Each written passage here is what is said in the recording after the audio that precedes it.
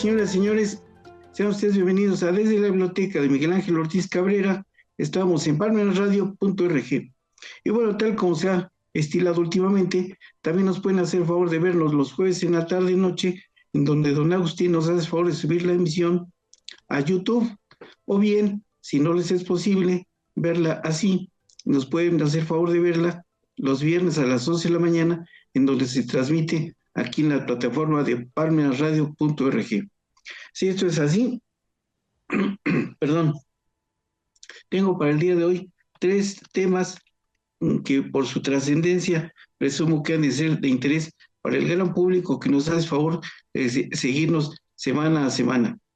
El primero, Anthony Wayne, ex embajador de Estados Unidos, probable violador. Segundo, Jair Verduzco, doble moral. Tercero, Irán le ha respondido a Estados Unidos. Y cuarto, presentación formal de solicitud de concurso de Ricardo Salinas Pliego. Y bueno, vamos a empezar. Fíjense que he visto por las redes que el señor Anthony Wayne, que fue embajador de Estados Unidos en nuestro país, se vio involucrado como probable autor material del delito de violación en contra de una menor de 11 años. O sea, eso lo convierte en un probable pederasta. Y bueno, lo más grave es que se las ingenió para que a través de, no sé, sobornos, corrupción, lo que ustedes quieran, lo sustituyeran como autor material del ilícito, y entonces puso en su lugar a otra persona que respondiera del delito como si hubiera sido él, cuando en realidad, al parecer, él fue el autor material, o sea, él fue el sujeto activo del delito, él fue el violador para acabar pronto, o el probable violador para que no se vea tan feo. Si esto es así, entiendo que aquí hubo una telaraña de corrupción, y eso solamente lo podemos entender a través de los libros que enseguida vamos a mostrar. Primero, La élite del poder, de Charles Wright Mills. Este libro explica cómo funcionaba la sociedad norteamericana por ahí de la década de los 50. El problema está en que mucho de lo que aquí aparece se haga de cuenta como que se trasplantó a nuestro país, y entonces se hicieron a la mexicana varias cosas, como lo que narra aquí este autor Esteban David Rodríguez en este libro que se llama Derecho de Sangre, en donde explica cómo familias fueron medrando en el poder y siempre vivieron a la luz o a la sombra del poder, con cargo a la sociedad mexicana. Hay una versión, una síntesis de este libro en YouTube también. La pueden ver si no, que no tienen interés en comprar el libro, que sería mejor.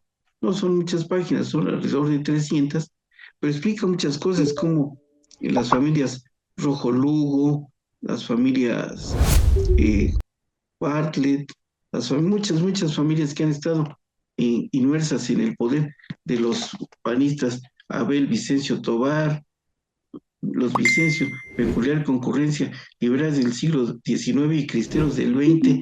Y aquí están muchas cosas que la familia Liga Altamirano, que puede uno irlo leyendo y viendo cómo se desarrolló el poder en nuestro país, y con ese poder hacían y deshacían en perjuicio de la sociedad mexicana. Pero eso está vinculado con el sistema penal mexicano, y para comprender cómo funcionaba aquí hay un libro muy sencillo, muy bueno, de don Sergio García Ramírez, que se llama así, El Sistema Penal Mexicano. Aquí está. Y don Sergio, que fue una de las grandes plumas y de los grandes juristas del sexenio, del siglo pasado, y porque acaba de morir, tendrá cosa de un año. Yo en lo personal tuve el gusto de conocerlo y de platicar con él en varias ocasiones. Bueno, hacía presentaciones del libro aquí o en Tlaxcala. Y si es así, también tenemos que ver lo del delito de violación, que está aquí en el libro de don Mariano Jiménez Huerta, que está aquí en la página 249. Aquí está. Fíjense, aquí está, violación, y ese es el libro, y es el tercer tomo. Entonces, pero, ¿saben qué? Si estaba vinculado con la situación de la pederastia, porque violentaron a una menor de 11 años en Ciudad Juárez, pues habría que comentar o examinar o leer o releer el libro a través del cual la señora Lidia Cacho descubrió esa red de pederastas que estaban en nuestro país, a donde hay un sinnúmero de políticos y de gente muy mm, adinerada que hacían y deshacían en agravio de los menores y de las menores que allí se encontraban. Por ejemplo, el señor Zucarcuri, en fin, todas esas personas aquí están. Y luego, como tenían mucho poder y vinculado con esas redes de la política, la trajeron detenida a la señora Lidia Cacho y fue víctima de tortura, motivo por el cual se encuentra aún recluido en el reclusorio del Altiplano, el señor Mario Marín. Pero ella, después de que logró escurrir las redes del poder y de la justicia, se dio la tarea de hacer un libro que se llama Memorias de una infamia. Aquí está, y narra puntual y pormenorizadamente cómo fue víctima de la tortura desde que fueron por ella a detenerla a Quintana Roo, a Cancún, la introdujeron aquí al reclusorio de Puebla y después la sometieron a un proceso acá.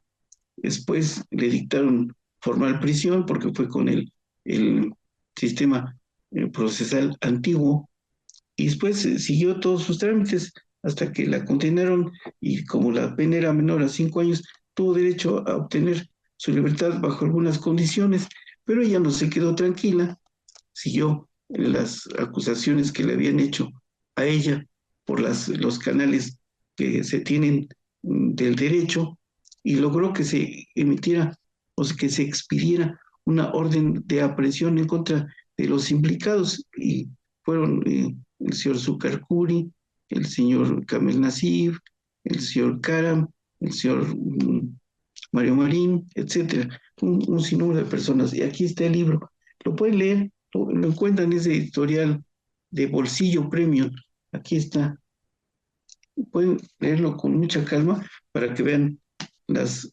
desafortunadas influencias del poder en nuestro país. Bueno, y finalmente fíjense que esto, todo lo del señor Anthony Wayne, pues huele a una situación de corrupción.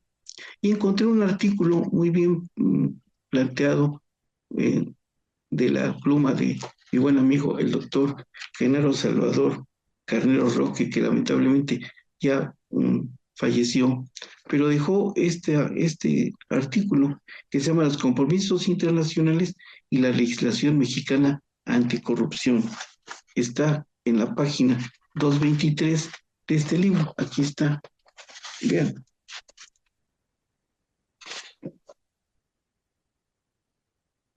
El libro se llama Políticas Públicas de la Criminalidad, un análisis crítico de la realidad mexicana. Y el último artículo que se publica en este libro es de la pluma del doctor Genaro Salvador Carnero Roque, que lamentablemente falleció. Y digo lamentablemente porque era un hombre muy talentoso, sobre todo muy versado en materia internacional.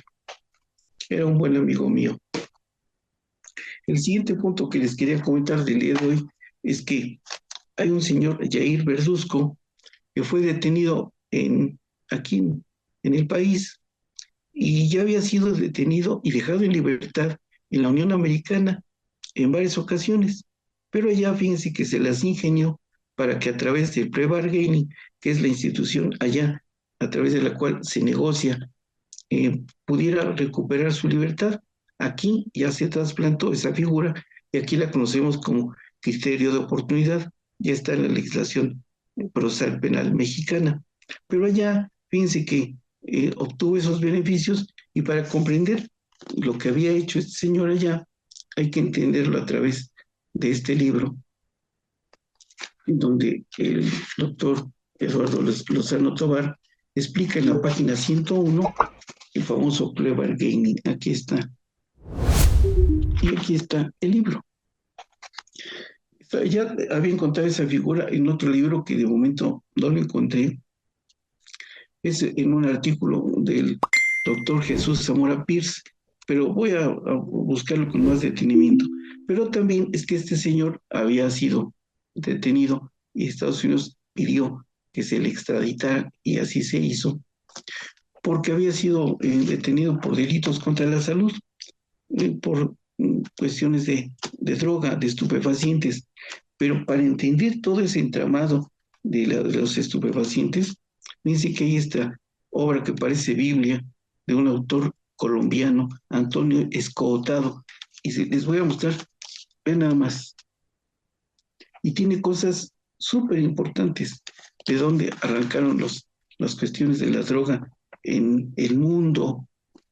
Aquí, por ejemplo, tuvimos con la guerra del opio, y cosas por el estilo que vinieron eh, trasladando a nuestro país, pues en el cual mucha gente, sobre todo Estados Unidos, que le ha convenido crear los cárteles y luego lavar el propio dinero que generan eso allá en Wall Street, aunque nos digan que no, así se hace.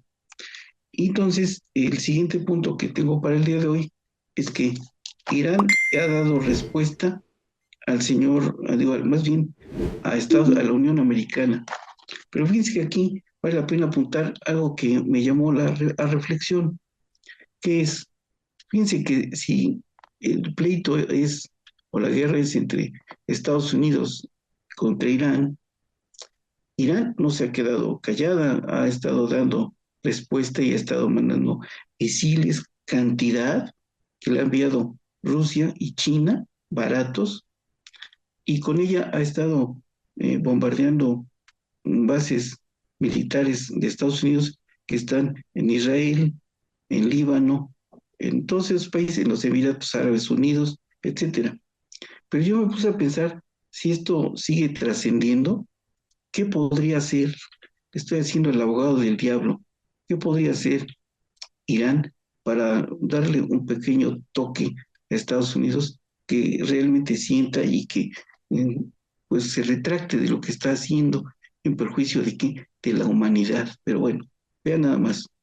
Ya bloqueó el estrecho de Hormuz. O sea, la quinta parte del petróleo mundial sale por ahí, por el estrecho de Hormuz. Entonces ya lo tiene controlado Irán. Bueno, también podría bloquear el canal de Suez, porque por ahí también pasa una gran cantidad de petróleo.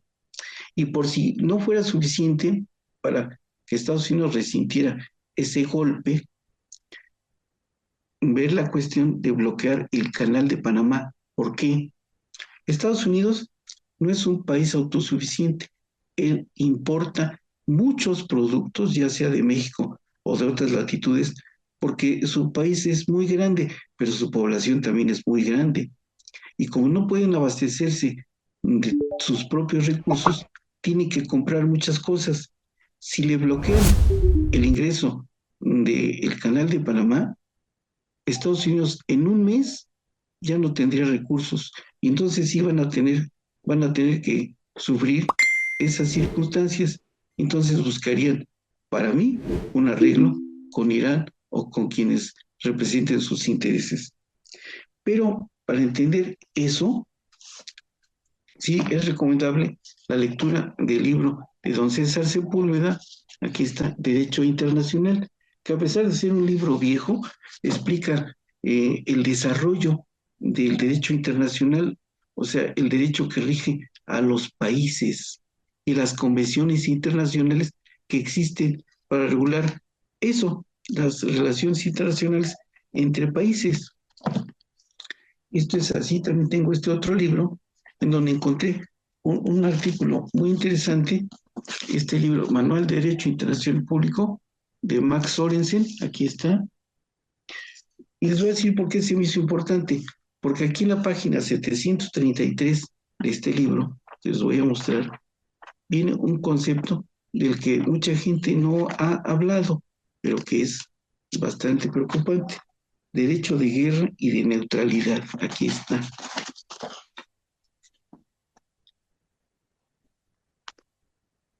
Y este es el libro. Si esto es así, ya no me queda otra cosa. Ah, sí, comentarles el punto que me quedó del señor. Dice que respecto de este mismo punto, vale la pena examinar también con cuidado esta obra magna del doctor Diego Valadez, El control del poder, porque finalmente es una lucha de poderes, el poder de Estados Unidos contra el poder de Irán y la gente que los rodea, a uno y a otro lado. Y este libro explica muy bien, acertadamente, cómo funciona esta red del poder. Este libro es la tesis doctoral del doctor Diego Valadez en España y vale la pena leerlo con calma, con mucha calma. Ahora lo publica Porro, antes lo publicaba el Instituto de Investigaciones Jurídicas, pero ahora lo publica Porro. Vale la pena leerlo con mucha calma. Y bueno, el último punto que les quería comentar es que ya se ha presentado formalmente la solicitud de concurso mercantil de TV Azteca del señor Ricardo Salinas Pliego, que es el presidente del Consejo de Administración, y que ahora el juez al que le tocó por turno está en la obligación de admitirlo o desecharlo. Si lo admite, tendrá que seguir los trámites que hemos explicado en las dos emisiones anteriores. Si lo desecha, también tendrá que desecharlo y notificárselo al señor si es que no cumple con los requisitos que establece la ley. Por ejemplo, tendrá que exhibir pormenorizadamente la memoria razonada de las causas por las cuales ha decidido promover la solicitud de concurso, exhibir todos sus activos, los estados financieros de los últimos 3 años, la asamblea de accionistas, su libro de diario, de mayor, todos esos requisitos que son indispensables. Si falta alguno de ellos, se lo van a desechar. Entonces, hay que estar expectantes porque, como ha levantado mucha ámpula la sociedad mexicana, la sociedad mexicana está expectante de si se la admiten o se la desechan. Si es así, tendrá que seguir los trámites que establece la ley de concursos mercantiles y notificarle a todos y cada uno de los acreedores para que presenten su solicitud. ¿De qué? De reconocimiento de crédito. Si esto es así, ya no me queda ninguna otra cosa que comentarles, excepto darles las gracias por la fineza de su atención y una última súplica, que tengan la bondad de ponerle like o me gusta para que don Agustín pueda tener forma de cuantificar las personas que nos hacen favor de seguirnos semana a semana. Si es así, muchas gracias, buenos días, buenas tardes, buen provecho, hasta la próxima. Radio presentó Biblioteca Jurídica con el doctor Miguel Ángel Ortiz.